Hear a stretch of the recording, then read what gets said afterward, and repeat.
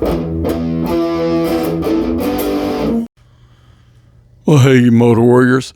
This video footage was actually shot the Monday after VAM 25.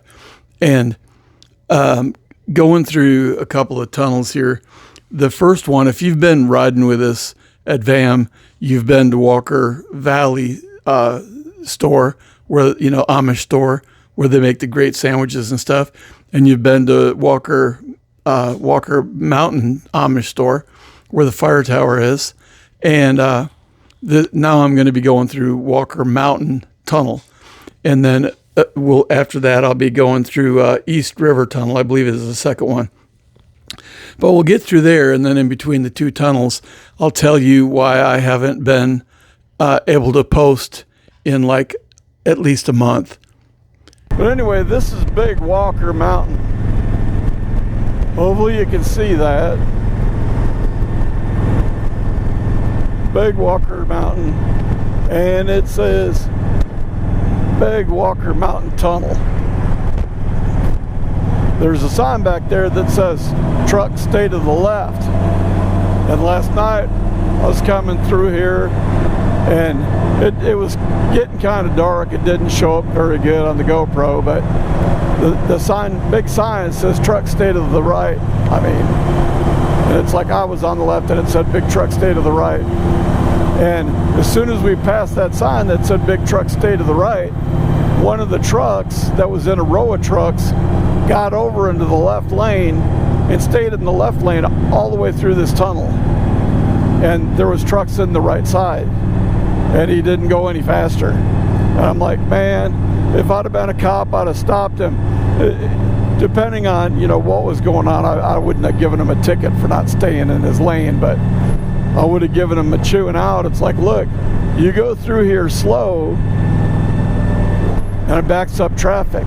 And it's so hot right now, I don't know, I'm feeling, my throat's dry and hoarse. I don't know if you can even hear me. But I'm leaving Jefferson National Forest. So what had happened is last month, early in the month, like, I don't know, October 4th or something, the night before I was in town and I ate some supper at a restaurant in town. About 2 or 3 in the morning, I woke up and my stomach was like a giant gas balloon. It was so bloated up, it literally felt like my stomach was going to explode. It was extremely painful. And I tried to get up, walk around, do some bending and exercises and whatever to try and get rid of it, and I just couldn't. Well, I ended up getting, the dry heaves, ultimately ended up dry heaves. And I'd be gagging and gasping for air and whatever and pushing really hard with nothing coming up, so that all of my muscles, my rib muscles, the muscles by my sternum and my diaphragm, and everything was just tense as I gasped trying to get air.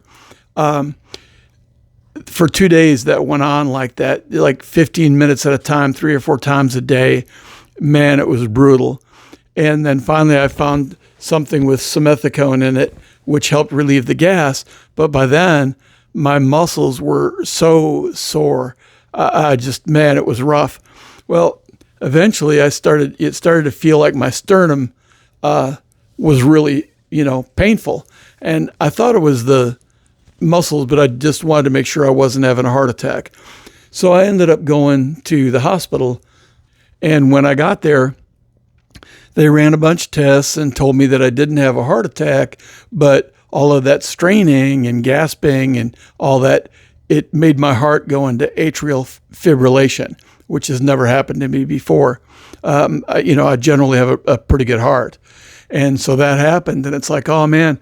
Well, then they told me that it had pushed some fluid. It's called a pleural effusion, where it pushes fluid between the pleural lining and your lung. And it pushed fluid up in there. And then they told me that my gallbladder was inflamed. And then there was like 6 doctors saying, some of them were saying, oh, he has gallstones. And others like, oh no, he's got this or he's got that, he's got an infection. And so they put me on 2 different types of injectable antibiotics, just really heavy doses of those. But then a gastroenterologist said no, his gallbladder's just inflamed from all of the pushing. He's fine. But they were already giving me that stuff. Well, once you start that antibiotic regimen, you always want to finish it. But anyway, so, I ended up, being in the hospital for like 3 days. Well, I got out, and about a week went by, and it was getting harder and harder and harder to breathe. And it's like, man, I just can't take this anymore. So I ended up at midnight, had to go into the hospital because I couldn't breathe. And when I got there, they said, well, everything seems okay, but, you have fluid on your lungs. And I said, well, they said something about that when I was here, but they didn't do anything. And they said, well, yeah, but now you've got a lot of fluid on your lungs, and we need to drain your lungs or your right lung. And so they pulled out 2 liters of fluid out of my right lung, the pleural effusion.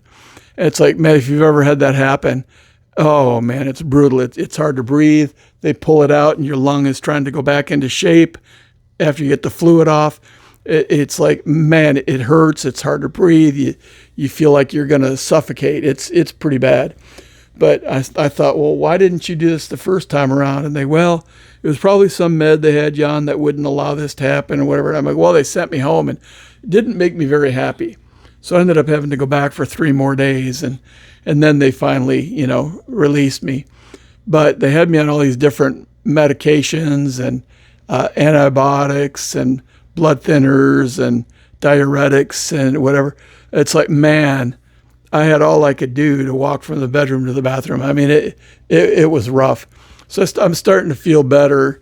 And then last Friday, I went and did a follow-up with my cardiologist to make sure that, my heart was still doing okay.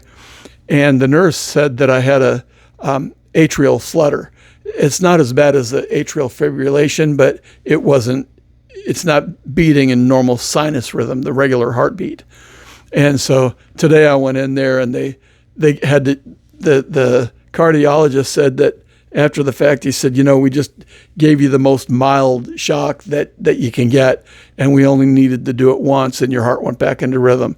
So, that was pretty cool.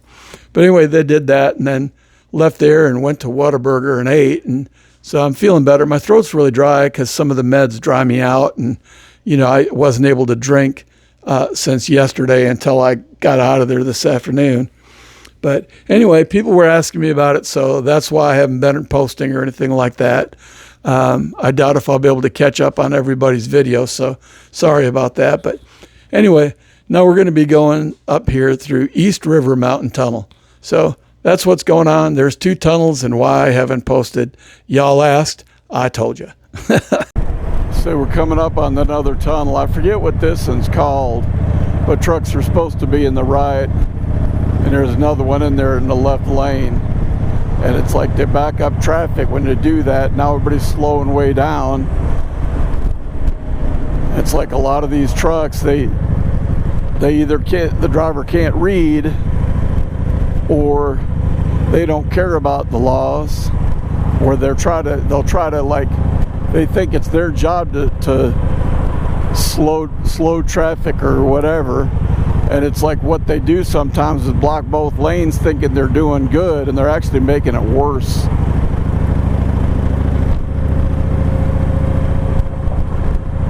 It kind of drives me nuts. East River Mountain, that's what this is. East River Mountain.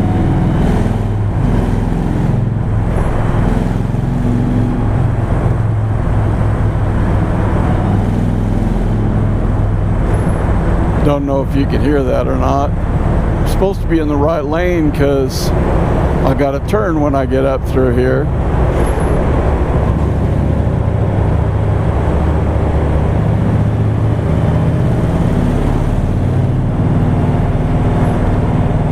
Well,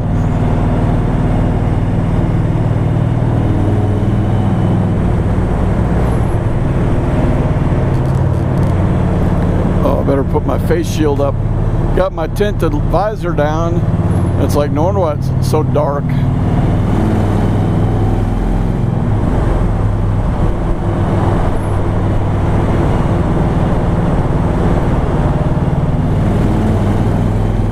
Well, I've got to turn right when I get up here, so I need to get up here and find a hole.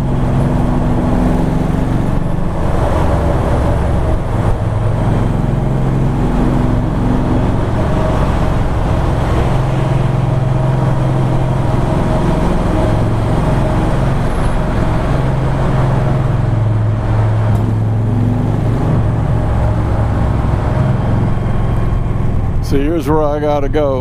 All right, God bless y'all, and remember to live your lives with the heart of a Viking warrior. Bye for now.